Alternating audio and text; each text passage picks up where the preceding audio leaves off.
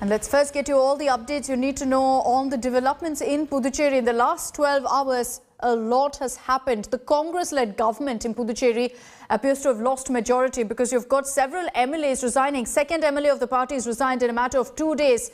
Amid this crisis that the Congress is staring at, Puducherry Lieutenant Governor Kiran Bedi has been removed. Telangana Governor Dr. Tamilisai Soundararajan has replaced her, has been given additional charge of Puducherry. Sources say that Bedi's removal is being considered as a poll strategy, as Congress was planning a huge campaign blaming Lieutenant Governor Kiran Bedi for curtailing development projects for the Union Territory. The Congress has meanwhile got its own problems. It slipped into a minority after losing 5 MLAs following the resignation of 4 and the disqualification of one of its MLAs. BJP claims that MLA Maladi Rao, who resigned yesterday, will be joining them. The Narayanaswamy government is now left with 14 seats, and that too with its allies. The Congress has 10, its ally DMK has 3 MLAs, and this alliance also has a support of 1 independent MLA. The opposition, this includes the BJP, the AIADMK, the AINRC, which is the All India NR Congress, also have 14 seats, and the current effective strength of the House is at 28. So at this point, as you see on your screens, the numbers are equal. Amid this crisis, former Congress President, the Congress MP Rahul Gandhi will be visiting Puducherry today. The people of Puducherry got victory by removal of Dr. Kiran Bedi because she was stopping welfare schemes. She was ignoring the elected government. She was interfering in the day-to-day administration. She was running a parallel government, and she was also giving direction directly to the officers, which is unheard of in the history of any country. The lieutenant governor and the governors are acting against the constitution and the rule of law. Don't you think why the central government is took almost 4.5 years to actually remove her from power? No, because she was acting as an agent of BJP government, and she was doing whatever the BJP leaders in Puducherry said. She was ignoring the people of Puducherry. She was totally sidelined the elected representatives, and she has no respect for the elected government, and she was behaving in an unconstitutional manner. The people of Puducherry have been watching it, and they have been supporting our move for removal of Dr. Kiran Bedi. Opposition leader says that you do not have majority. How exactly is the number standing currently, sir? No, see, it is not only the number, but I told you very clearly that we have got majority. We will do everything according to the constitution. It is the job of the opposition to blame the government, and they have been doing it.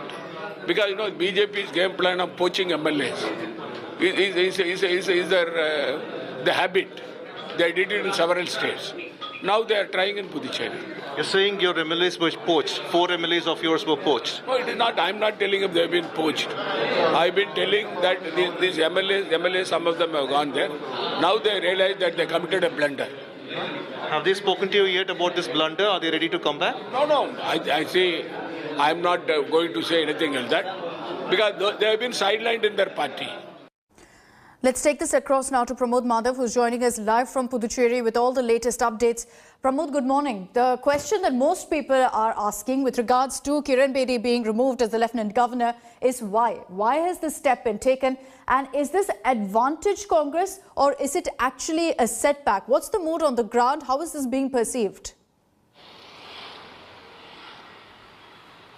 Well, good morning, Akshita. It looks like, both parties actually have some kind of idea or kind of decision over it. Because just like you saw Narayanaswamy, he is still complaining against Kiran Bedi. He's still calling her an autocratic leader. Even Dinesh Gundurao went a step ahead, and he called her as a dictator, claiming that she was interfering with all projects when it comes to Puducherry Union Territory. However, interesting factor is that even BJP leaders from the state have welcomed the move. In fact, Khushbu Sundar, who on Twitter, she said, welcome Tamilisai Tamilisai. So that seems to be a positive note for them as well.